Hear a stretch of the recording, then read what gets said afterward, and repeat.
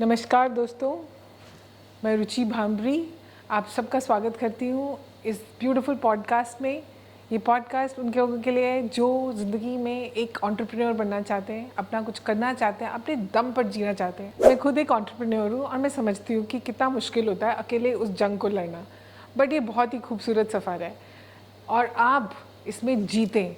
इसीलिए ही ये पॉडकास्ट है और इसमें हम ऐसे लोगों को बुलाएंगे जिन्होंने उन बुलंदियों को छुआ है। So this is from zero to heroes journey.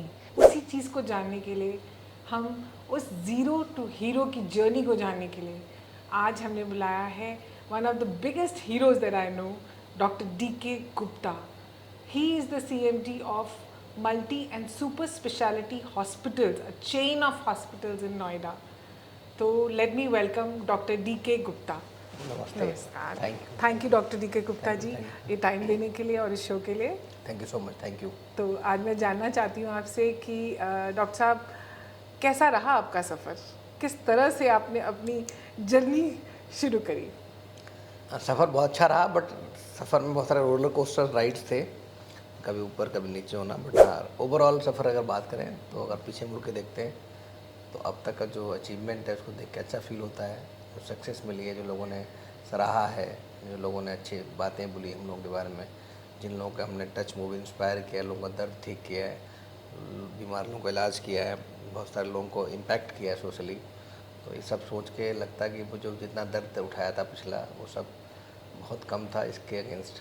तो कहीं ना कहीं एक कुछ बड़ा इम्पैक्ट क्रिएट करने में सक्सेसफुल हो रहे हैं। ब्यूटीफुल।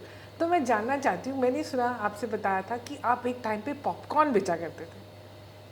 हाँ, बिल्कुल सही सुना है। तो आज एक चेन ऑफ हॉस्पिटल्स के CMD और एक popcorn, I mean of course कुछ भी हो सकता है। अगर हमारे देश का प्राइम मिनिस्टर एक चाय वाला से प्राइम मिनिस्टर बन सकता है, बट वो बहुत कुछ स्टोरीज हैं। तो आप किस तरह से आपने वो सफ़र तय किया?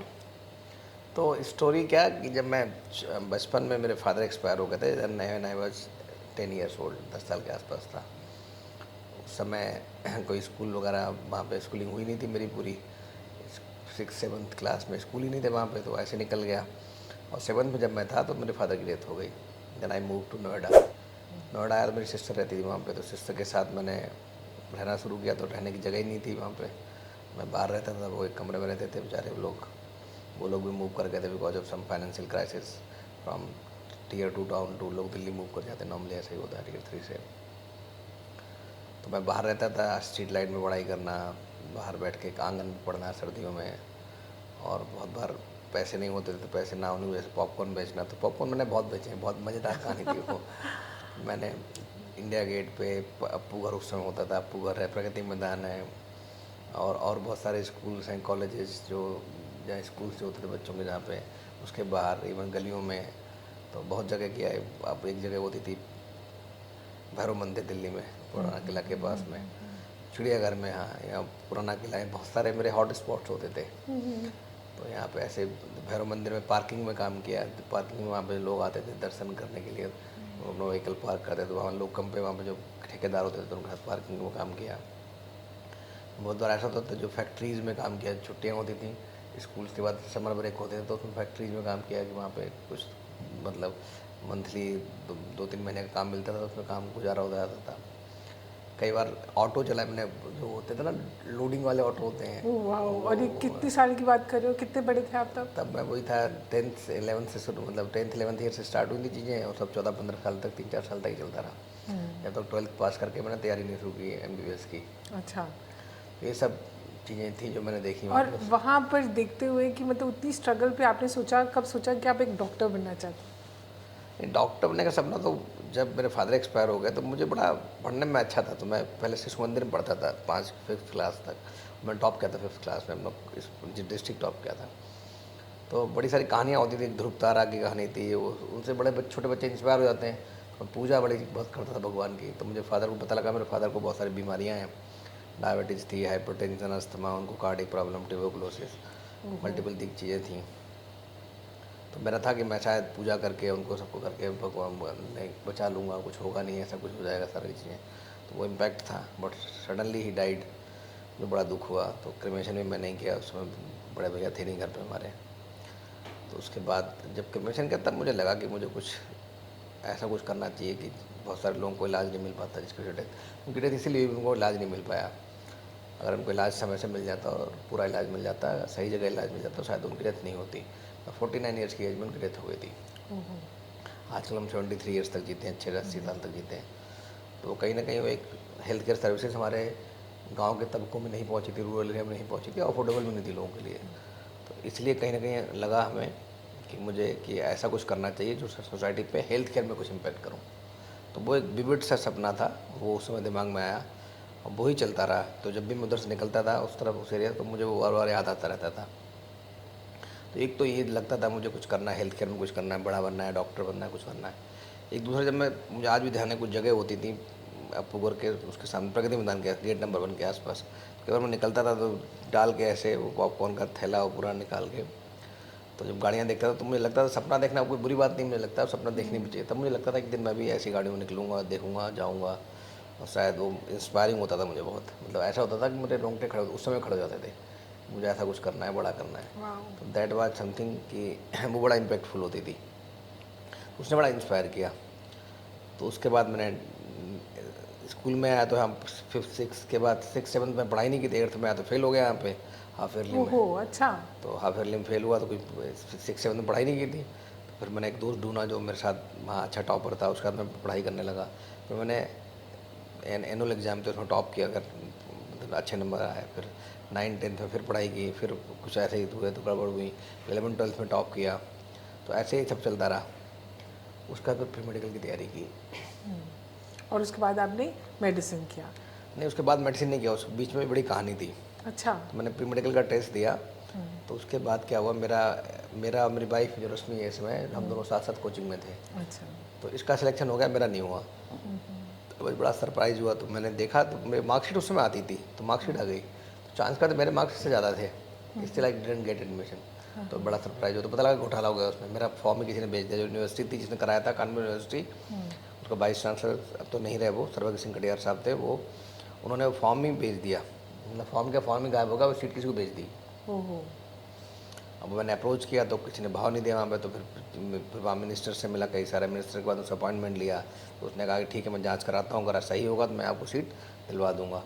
मैं गया 15 दिन बाद दोबारा, उसने फिर देखा, उसने कहा आपका फॉर्म तो गायब हो गया था, मैं कुछ कर नहीं सकता, रिजल्ट आउट हो गया, सीट्स फिल हो गई हैं, सारी काउंसलिंग हो चुकी है, अब मैं कुछ नहीं कर सकता। तो बड़ा गुस्सा है। तो मैंने उसको वहाँ पर सुनाया कि मैं छोड़ूंगा नहीं तुम्हें, और चाहे मुझे कहीं भी जाना पड़े, I will not leave you. तो मैं मुख्यमंत्री तक जाना पड़ा, गुस्से में ऐसे ही कह दिया। Finally I went high court, मैंने उसका कंटेम्प्ट कराया 2 बार, तब भी वो नहीं आया। उसने रजिस्ट्रार को भेजा, कुछ करा, मैनेज कर लिया। फिर मैंने चीफ मिनिस्टर से मिला, उसमें चीफ मिनिस्टर की 17 साल की उम्र में, चीफ सेक्रेटरी से मिला, हेल्थ सेक्रेटरी से मिला, सेक्रेटरी मेडिकल एजुकेशन से मिला, मतलब पियोन से लेकर चीफ मिनिस्टर तक। अब लोग पियोन होता है, फिर पियोन पर क्लर्क्स होते हैं, सेक्शन ऑफिसर होता है, डिप्टी सेक्रेटरी होता है, स्पेशल सेक्रेटरी होता है, सेक्रेटरी होता है, ऐसे बहुत सारे लोग होते हैं।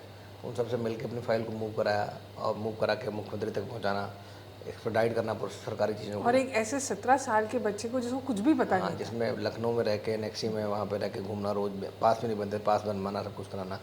फाइनली फाइल गई, फाइल फिर वापस आ गई, मुख्यमंत्री ने भेज दी, बिकॉज मैंने उनका कोर्ट में केस कर रखा था, वो हाई कोर्ट में। तो इसलिए फिर वापस आ गए। फिर दोबारा उस टाइम तक मैं मुख्यमंत्री के ऑफिस तक नहीं पहुँच पाया था। वहाँ मुख्यमंत्री के ऑफिस में पहुँचना सबके लिए पॉसिबल नहीं था उस समय, वो लिमिटेड सिक्योरिटी रीजन्स होते हैं। तो नेक्स्ट टाइम फिर जब फाइल फिर दोबारा मूव कराई, फाइल वापस आ गई थी। फिर दोबारा रिक्वेस्ट के मैं शॉर्ट में बता रहा हूँ आपको।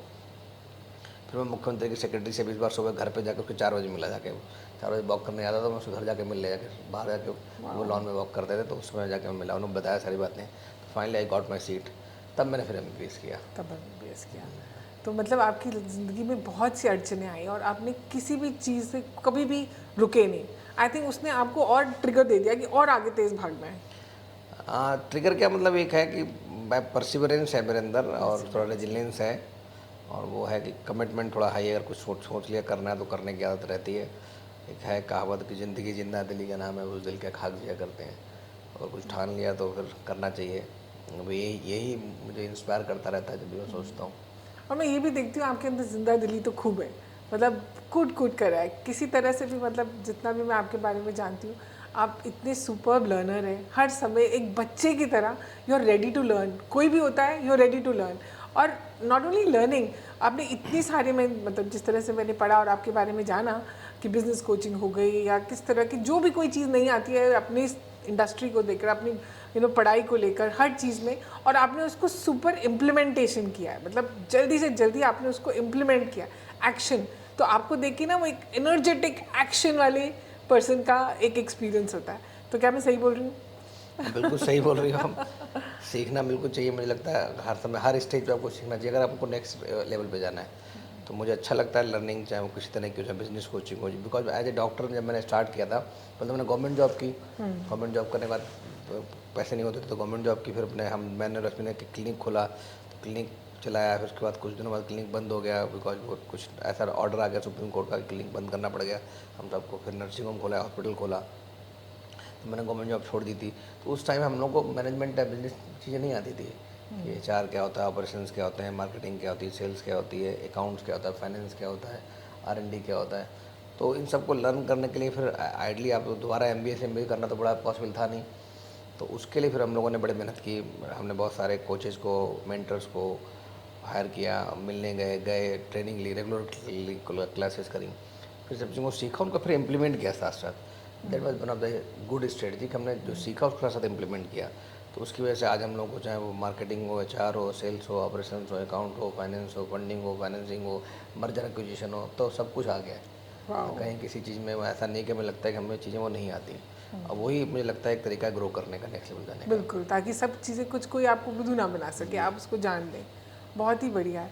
और आपने जीवन में कोई एक ऐसा मतलब समझ आया कि किस तरह से 7-8 साल की उम्र में यहाँ पे आए, फिर 10th के बाद आपने वो जो स्ट्रगल करा, 14 साल के बच्चे तक का स्ट्रगल, फिर आपकी अपनी MBBS हुई, आपने उसके बाद गवर्नमेंट जॉब करी, गवर्नमेंट जॉब के बाद आपने अपना पहला नर्सिंग होम खोला, और अब मैं जानना चाहती हूँ आपका विज़न क्या है आगे? ठीक है, मेरा विज़न जो है, हम सबका विज़न है, our vision is to touch, heal, cure billions of people globally through predictive. मैं दोबारा बोलता हूँ, our vision is to touch, heal and cure billions of people globally through productive, preventive and curative health care services. हमारा vision बहुत बड़ा है। हम लोगों को एजुकेट करते हैं, अवेयर करते हैं through social media, print media, electronic media, so that बीमारियां कम हों। प्रिडिक्टिव मेडिसिन पे काम करते हैं कि पता लग जाए वो क्या बीमारियां होने वाली हैं, पहले से आप लाइफ स्टाइल में चेंज कर सकते हैं। प्रिवेंटिव मेडिसिन, अगर आपको रिस्क फैक्टर्स हैं, रिस्क फैक्टर को कैसे मिटिगेट कर सकते हैं तो अगर आपको बीमार ना पड़े, तो हम लोग उस पर ज़्यादा काम करते हैं। Very good. और लास्ट है क्यूरेटिव, मतलब ट्रीटमेंट को, बीमार को ट्रीटमेंट देना सो दैट उसकी लाइफ स्टाइल ठीक हो जाए, उसकी डेली लाइफ इंप्रूव हो जाए। तो दैट इज़ अवर विजन। उस पर हम लोग काम कर रहे हैं, हमारी टीम काम कर रही है, और हम लोग लगता है हम लोग उस पर सक्सेसफुल भी हो रहे हैं। ग्रेट। और कोविड के बाद मुझे लगता है लोगों का इसकी तरफ एक इंटरेस्ट भी जागा, क्योंकि उन्होंने वो देखा है, वो दर्द देखा है, तो वो मेरे ख्याल से उस प्रिवेंटिव की तरफ लोग ज़्यादा जागरूक भी हो रहे हैं। Am I right? Preventive is, हम सब कहते हैं prevention is better than cure, तो प्रिवेंशन का प्रेडिक्टिव भी आ गया है कि आप प्रिडिक्ट कर सकते हो। ओके, प्रिवेंटिव से भी पहले हाँ, वेरी क्या नाइस। कौन, तो उस पर भी हम लोग काम कर रहे हैं थ्रू AI टूल्स के जरिए, हेल्थ स्क्रीनिंग के जरिए, based on family history, past history, medical history, surgical history, आपके जो रिस्क फैक्टर्स हैं, बॉडी पैरामीटर्स हैं, उन सबको देख के निकाल सकते हैं कि आपको कौन कौन सी बीमारियाँ हो सकती हैं, उन बीमारियों के लिए कैसे आप अभी से प्लान कर सकते हैं वो ना हो। तो वो सब चीज़ में काम कर रहे हैं। दूसरा मैं बताऊँगा, पहला क्वेश्चन था आपका, जो मुझे लगता है, या बहुत सारे लोग हम लोग हार मान लेते हैं या काम आगे नहीं करते। हर जो स्ट्रगल होता है, हर जो चैलेंज होता है, उसके नीचे एक बड़ी अपॉर्चुनिटी होती है। Very nice. अगर आपने वो स्ट्रगल को क्रॉस कर दिया तो वो अपॉर्चुनिटी मिल जाएगी आपको। मतलब एक खान होती है सोने की या हीरे की, जो उसके नीचे अंडरलाई कर रही होती है। भगवान आपको चैलेंज कर रहा होता है, और जितने लोग उस चैलेंज में पास हो जाते हैं उनको मिल जाता है, जो नहीं, जो हार मान लेते हैं वो रुक जाते हैं। तो अगर कोई भी जो देख रहा है, सुन रहा है, अगर उसको लग रहा है वो स्ट्रगल के टाइम में दौड़ रहा है तो इट मीन्स उसके बाद नेक्स्ट लेवल आने वाला है, तो हार नहीं माननी चाहिए। बहुत तो अगर आपने वो चीज़ देख ली कि अगर स्ट्रगल को फेस कर लिया, चैलेंज को फेस कर लिया, उसको सॉल्व कर दिया, तो फिर आपसे बड़ा कोई चैंपियन नहीं है। तो एक तरीके से हम कह सकते हैं कि कोई भी जो देख रहा है, अगर इस समय किसी भी तरीके की प्रॉब्लम में है, तो वो कह सकता है कॉन्ग्रेचुलेशंस, हाँ, क्योंकि बड़ा कुछ बहुत बड़ा कुछ आने वाला है।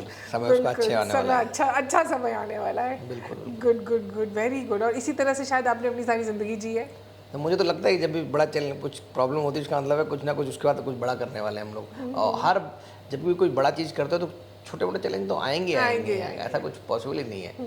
कुछ भी करो दुनिया में, कहीं भी देखो, किसी की लाइफ में भी, सबके में कुछ चैलेंज तो रहते ही हमेशा रहते हैं। और मैंने ये भी देखा है और सुना है आपके बारे में कि आप ना बहुत ही अच्छे एक फ्रेंड और लोगों के लिए बहुत करने वाले इंसान हैं। मैं जानती हूँ मतलब आप ऐसा कुछ नहीं है। Humble and modest about it, but मैंने एक्चुअली में देखा है कि you just go out of the way and you are so humble और कुछ ऐसा नहीं बताते। आई थिंक ये आपकी एक बहुत बड़ी क्वालिटी है। नहीं, ऐसा कुछ नहीं, जैसा मैं हूँ वैसा ही हूँ, मतलब मैं, बट ये है कि भगवान ने मुझे कुछ दिया तो मैं सोचता हूँ जितने लोगों की मदद कर सकता हूँ। अगर मैं कोई दुश्मन भी आएगा मेरे पास तो मैं मना नहीं कर सकता कि मेरे पास अगर कोई चीज़ है तो मैं उसे मना नहीं कर दूँ। तो what ever possible, best possible way में अगर भगवान ने आपको कुछ ऐसा कुछ स्किल सेट दिया है, नॉलेज सेट दिया है या कुछ सर्विस दी है आपके हाथ में जिससे आप लोगों की मदद कर सकते हो, तो मुझे लगता है करना चाहिए। और जितना ज़्यादा करोगे उतना ही लोग आपको ज़्यादा बड़ा कर देंगे। सो अभी जैसे अगर अब हम देखें कि मैं जानना चाहती हूँ कि आपकी कोई फेवरेट बुक है, आप बुक्स का पढ़ने का शौक है आपको? मेरी फेवरेट बुक, मतलब ऐसा मैं बुक्स बहुत कम पढ़ता हूँ, बट हाँ पढ़ता रहता हूँ थोड़ी बहुत जब भी मन लगता है। कई सारी बुक्स पढ़ी हैं। अगर एक फेवरेट बुक की बात करूँगा तो विंग्स इन फायर। कौन सी? विंग्स, वो कौन थे, कलाम साहब की बुक है जो, अच्छा अच्छा, ओके। एग्जैक्टली नाम नहीं आ रहा मुझे, फायर ऑफ विंग्स। अच्छा, फायर ऑफ विंग्स, ठीक है। तो वो मैंने पढ़ी थी बचपन में, तो I was inspired with that book, मतलब काफ़ी साल पहले पढ़ी थी। अदरवाइज मैं, बाकी तुम लोग थोड़ा बहुत बुक्स पढ़ते रहते हैं, बट हाँ मेडिसिन की बुक्स मैंने बहुत सारी पढ़ी हैं। I love books, medical science से अगर कोई रिलेटेड बुक्स है, कोई नई स्टडी है, ये नया कुछ आया तो उसमें मुझे इंटरेस्ट रहता है। और अगर मैं जानना चाहूँ कि टर्निंग पॉइंट्स हमने बहुत ज़्यादा देख लिए, अब आगे की तरफ ऊपर की तरफ क्या ट्रैजेक्टरी है, इस विजन को फुलफिल करने के लिए आप क्या सोच रहे हैं अभी? हाँ, तो जैसे मैंने कहा ना, विजन है हमारा कि touch, move, heal and cure billions of people globally. तो उसके लिए हमें चेन ऑफ हॉस्पिटल चाहिए, एक स्पेक्ट्रम चाहिए हेल्थ केयर सर्विसेज का, जिसमें हॉस्पिटल्स हों, क्लिनिक्स हों, फार्मेसीज हों, टेली कंसल्टेशंस हों, डायग्नोस्टिक सेंटर्स हों, सर्जिकल सेंटर्स हों। तो इस तरह का एक स्पेक्ट्रम क्रिएट करना है, ग्लोबली करना है, तो दैट हम लोगों को हील कर सकें, क्योर कर सकें। अभी तो इस समय अगर मैं देखूँ तो अब नॉर्दर्न इंडिया के one of the leading hospital chains में आते हैं। हाँ, अभी तो नहीं नॉर्थन इंडिया के, बट हाँ definitely we are going to be leading hospital in northern India. Okay okay okay, तो हमने वो पहले ही आपका फ्यूचर क्रिएट कर लिया। Thank you so much, thank you. देखिए ऐसे नेक लोगों को बिल्कुल आगे बढ़ना चाहिए और society needs people like you. Thank you so much, thank you. तो और कुछ आप हमारे दर्शकों को बताना चाहेंगे कि क्या है जीवन का सार, अगर हम कहें तो? जीवन का सार ये कि हेल्थ इज वेल्थ। अच्छा, हेल्थ को ठीक रखो, बाकी सब आ जाएगा। सब आ जाएगा। हाँ, तो हेल्थ, बिकॉज अब सबको पता लग गया है हेल्थ कितनी इंपॉर्टेंट है। अगर आप एक दिन बीमार होते तो उस दिन आपकी एनर्जी लेवल क्या होता है, उससे आप आइडिया लगा दो कि आपका अगर हेल्थ ठीक नहीं रहेगी, खास करके जो ओल्ड एज में, बिकॉज एजिंग अब बढ़ गई है, हम लोग को मीडियन एज 70+ हो गई है। तो अगर आपने हेल्थ का ध्यान नहीं रखा तो फिर बाद में diabetes, hypertension, asthma, cancer, heart problems, kidney problem, बहुत सारी चीज़ें हो सकती हैं। तो हेल्दी रहें, फिट रहें, दैट्स। मैंने एक बुक लिखी है, fit India movement. Okay, very good. हाँ, तो उसमें इसी पे बात करी हमने कि कैसे आप फिट रह सकते हैं, तो इलाज ना कराने की ज़रूरत पड़े, आप बिना इलाज कैसे फिट रह सकते हैं। तो मैंने बुक अच्छी लिखी है अपनी। हाँ, ये बुक अमेजोन में मिल जाएगी? बिल्कुल मिल जाएगी, मैं आपको फिट दूंगा, इंडिया, कॉपी दूंगा। Fit India movement. Fit India movement. Very nice, very nice.